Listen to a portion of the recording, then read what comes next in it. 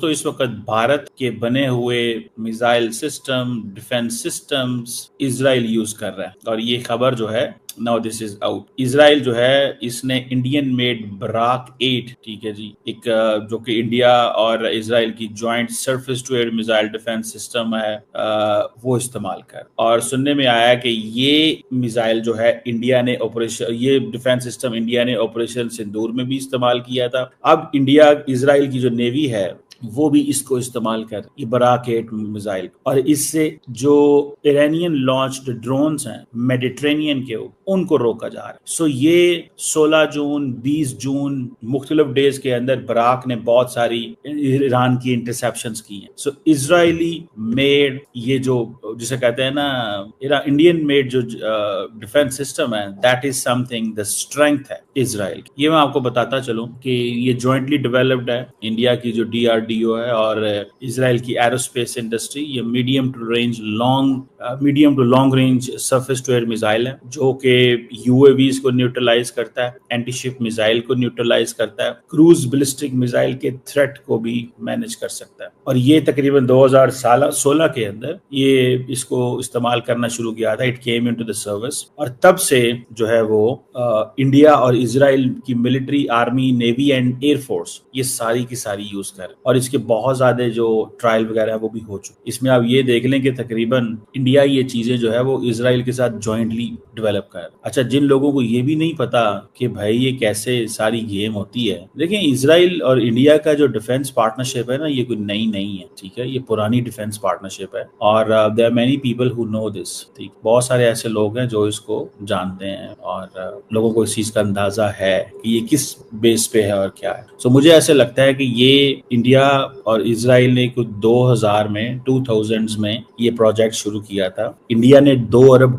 India basically at that time $2 billion, ठीक है जी, दिए थे। और ये इंडियन कंपनीज मैन्युफैक्चर कर रही हैं इस मिसाइल सिस्टम का एक बड़ा हिस्सा। और अंडर दिस वो जो मेक इन इंडिया, इंडिया का कॉन्सेप्ट है ना, आत्मनिर्भर भारत, उसकी वजह से। और ये जो बराक 8 है ये 2 मेजर जगहों पे इस्तेमाल हुआ है, सिंदूर एंड राइजिंग लायन। सो आप देख ले कि क्या स्ट्रेटेजिक पार्टनरशिप है। अब पाकिस्तान तो नहीं इजराइल को मिसाइल देता, ना पाकिस्तान ईरान को देता है, इंडिया इजराइल को डिफेंस सिस्टम, इंडिया इजराइल को डिफेंस सिस्टम, और ज्वाइंटली काम कर रहे हैं। लेकिन हमारे दोस्त इंडिया में ये कहते हैं जनाब आपने ईरान की कमर में छुरा घोंप दिया, मिसाइल आप खुद इजराइल को देते हैं, मिसाइल हमारे भारत के दोस्त खुद इजराइल को देते हैं और पाकिस्तान को कहते हैं आपने ईरान की कमर में छुरा घोंप दिया, आप भूल गए ये क्या किया आपने, समझ रहे हैं। सो एक तरह वो, और फिर ये नहीं है, ये इंडिया आर्मीनिया और मोरक्को वगैरह को भी बेच चुका हुआ है। इसका जो ये जो डिफेंस सिस्टम है, Iron Dome and David Sling and बाकी जो है, ये बेसिकली उनको कॉम्प्लीमेंट कर, और ये जो आकाश सिस्टम्स हैं ये उनको कॉम्प्लीमेंट कर। तो ये अब इंडिया, क्योंकि एक तो देखें अब इंडिया और क्या इंडिया इस वक्त इजराइल ईरान की वॉर में शामिल है कि नहीं है, सिर्फ मुझे इतना बता दें।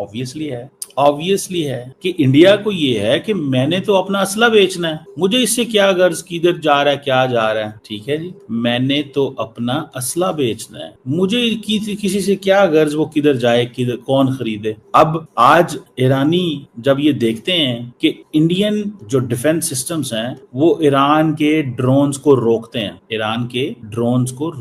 और ये कोई मजाक, वो जिसे कहते हैं ना मामूली चीज नहीं है, इट्स नॉट समथिंग ऑर्डिनरी। और इंडियन एयरफोर्स, मेरा ख्याल है इंडियन जो डिफेंस फोर्सेस हैं वो और भी बहुत सारा बराक एयर डिफेंस सिस्टम की जो एडवांस्ड और शॉर्ट टू मीडियम रेंज जो डिफेंस सिस्टम है वो भी दे रहे हैं इजराइल, क्योंकि वो लार्जली जो मेडिटेरेनियन के अंदर जो नेवल वेसल्स हैं और जो वो टारगेट्स हैं जो खास तौर पे UAVs और क्रूज मिसाइल और ये उसको भी देखना चाहते। तो ये तो थोड़ी सी मैंने आपको बताई इसकी टेक्निकलिटीज। और दूसरी तरफ आप देखें, और ये पाकिस्तान के जो फतह 2 मिसाइल थे जो पाकिस्तान ने हरियाणा सिरसा के ऊपर मारे थे, हरियाणा सिरसा जो बेस है इंडिया की, वहां पे पाकिस्तान ने मारे थे पाकिस्तान के फतह 2 मिसाइल। ये उधर भी बराक सिस्टम इंडिया ने इस्तेमाल किया। ये Israeli Israeli origin Barak system जो है ये कहा जाता है कि ये बेसिकली 3 जो मिसाइल सिस्टम्स हैं, बेसिकली जो बराक सिस्टम है it is one of the 3 missile systems जो कैपेबल हैं हाइपरसोनिक बैलिस्टिक मिसाइल को गिराने की, और ईरान ऑलरेडी हाइपरसोनिक मिसाइल मार रहा है। और इजराइल का ये जो जिसे कहते हैं ना डिफेंस सिस्टम है,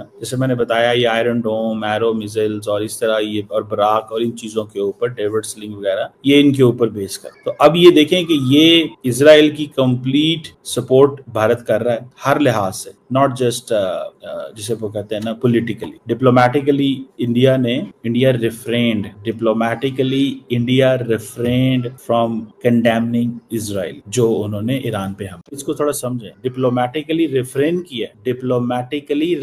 किया जनाब, और रिफ्रेन करने के बाद मिसाइल भी दे रहे हैं, और रिफ्रेन करने के बाद एक वो जिसे कहते हैं ना political, diplomatic, moral, military support दी जा रही। और अगर इजराइल को फाइनेंशियल सपोर्ट की भी जरूरत हुई तो मेरा नहीं ख्याल ईरान, इजराइल, इंडिया हमारे दोस्त जो हैं वो बैकआउट, उसकी वजह कि उनका एक कोऑर्डिनेशन, कोऑपरेशन मौजूद है और ईरानियों को इस चीज का पता है कि उनका ये है। बराक 8 जिसे medium range surface to air missile भी कहते हैं, भारत के DRDO और इजराइल के IAI ने मिलकर विकसित किया है।